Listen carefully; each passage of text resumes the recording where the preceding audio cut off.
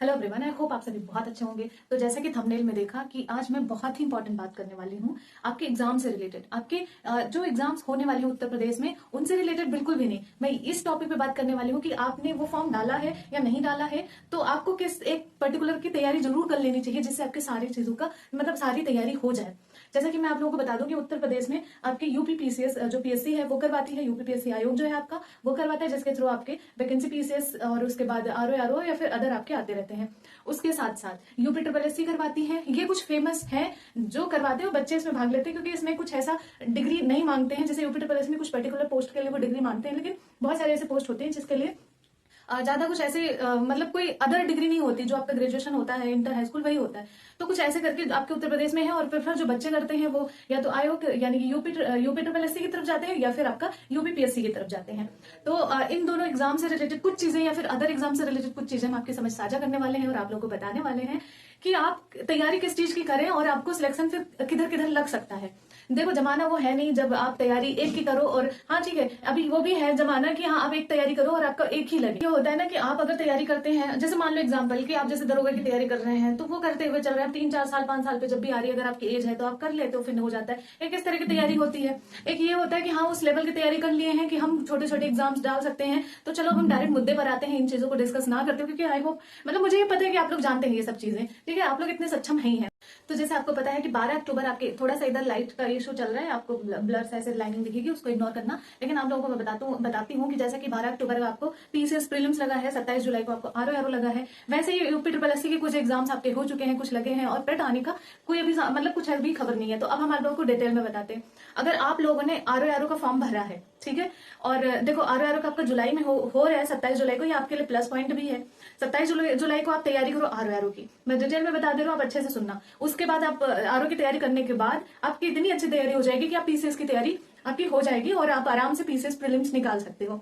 RO PCS आपके आपके हाथ में है। अगर आप ये 2-3 महीने 4 महीने आपके पास जो बचे हुए हैं आरओ को लेकर के, अगर इसको अच्छे से पढ़ लिया, उसके बाद यूपी ट्रिपल एससी में अगर जिसका जूनियर असिस्टेंट लगा है या फिर जिनका अदर एग्जाम लगा हुआ है, जैसे कि और बीपीओ की तो डेट आ चुकी है, उसका एग्जाम अप्रैल में होने वाला है, वो सब छोड़ने के बाद अगर आप जूनियर असिस्टेंट 5,512 दे रहे हैं, या जो 3,000 आपका जूनियर असिस्टेंट आया उसकी बात कर रहे हैं, या फिर नए पेड की बात कर रहे हैं, अगर आप इसकी आरओ की तैयारी कर लोगे ना, तो आप यूपी ट्रिपल एससी में ये एग्जाम अच्छे से क्लियर कर लोगे। जूनियर असिस्टेंट कर लोगे, आप पेड नहीं आएगी वो कर लोगे, तो आप ये चीजें अच्छे से कर लोगे। अब इसलिए मैं ये कह रही हूँ क्योंकि आपको उत्तर प्रदेश में भी कोई ऐसी भर्ती दिखाई ही नहीं दे रही है जिसके लिए आप लोग ये नौकरी छोड़ के जाओ, उसकी तैयारी करो। ये नहीं है कि आप आरओ चलो नहीं करोगे तो आपके पास एक और फॉर्म भरा पड़ा रखा है। हाँ फॉर्म भरा है, junior assistant UP triple SC से रिलेटेड भरा हुआ है, लेकिन उसकी पेपर होने की कोई संभावना अभी है नहीं। जो 5,512 भरा गया है वो पेपर होने वाला है, हो सकता है हो जाए, लेकिन और जो आप अभी 3,000 डाले हो उसका कोई संभावना नहीं है। तो नई पेड की कब क्या हो सकता है कुछ नहीं पता।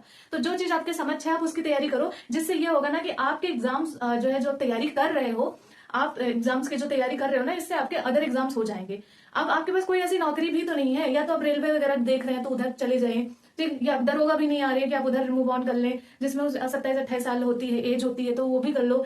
तो आपके पास कोई ऐसा रास्ता है नहीं, जो युवा हैं, जो आप लोग हैं, ठीक है, आपके पास रास्ता नहीं। इसलिए अगर आप आरओ की तैयारी करोगे तो बाय चांस अगर आपका आरओ नहीं हुआ तो आप पीसीएस कर लोगे, पीसीएस में आपका प्रीलिम्स निकल जाएगा, क्योंकि जानते ही हो कि आरओ जो है टफ होता है पीसीएस प्रीलिम्स की अपेक्षा। तो आरओ अगर नहीं हुआ मान लो तो आप पीसीएस प्रीलिम्स दोगे, और एक बार प्रीलिम्स निकल जाएगा तो चलो कहीं पढ़ाने लायक तो हो ही जाओगे।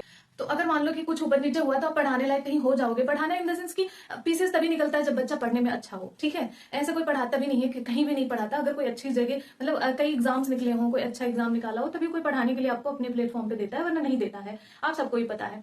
तो ये हो जाएगा। उसके बाद अगर आपका पेट लग गया, जूनियर असिस्टेंट लग गया, तो आप वो भी कर लोगे। जूनियर असिस्टेंट में जीएस ही है, रीजनिंग ही है, तो आपको एक्स्ट्रा क्या पढ़ना है, थोड़ा कंप्यूटर पढ़ लेना है। कंप्यूटर आपका आरओ मेन्स में है, अगर आप मेन्स तैयारी करोगे तो आराम से हो जाएगा। तो इसीलिए फिक्र नहीं करनी है कि आपको क्या करना है। आप बस अभी आपके पास सुनहरा मौका है, उत्तर प्रदेश में अगर नौकरी लेनी है तो आरओ के लिए लड़ना शुरू कर दो, पढ़ना शुरू कर दो। और आरओ में अगर नहीं हो रहा है तो आपके अदर क्षेत्र में हो जाएगा। लेकिन अगर आरओ नहीं पढ़ोगे तो पीसीएस के लिए पढ़ोगे, उसके लिए नहीं पढ़ोगे तो इंतजार करो यूपी ट्रिपल एससी आपका, फिर उसमें पेट आएगा, फिर फॉर्म भरो, फिर देखो 2 साल बाद 3 साल बाद होता है, क्योंकि 2022 का भी पेपर नहीं हुआ, तो अब 2023 का अभी फॉर्म भरा गया, उसकी कोई संभावना नहीं है यूपी ट्रिपल एससी में, और 24 का पेट नहीं आया। तो अब आप खुद ही सोच सकते हो। तो जब ये सारी चीजें हैं आपके समझ सब कुछ पता होने के बावजूद अगर आप तैयारी नहीं कर रहे तो आपकी गलती है, आपकी लापरवाही है। अगर माँ बाप को सपना दिखाया है कि हम आपके लिए कुछ करके दिखाएंगे, हम आपका सपना पूरा करेंगे, तो माँ बाप का सपना पूरा जरूर करो। ये नहीं कि आप जो है बस पढ़ रहे हैं लेकिन आपको ये नहीं पता है कि क्या पढ़ रहे हैं, हमारा लक्ष्य क्या है। तो एक लक्ष्य बना लो, पढ़ लो, अब सारा चीजें क्लियर हो जाएंगी। आई होप आप समझ गए होंगे।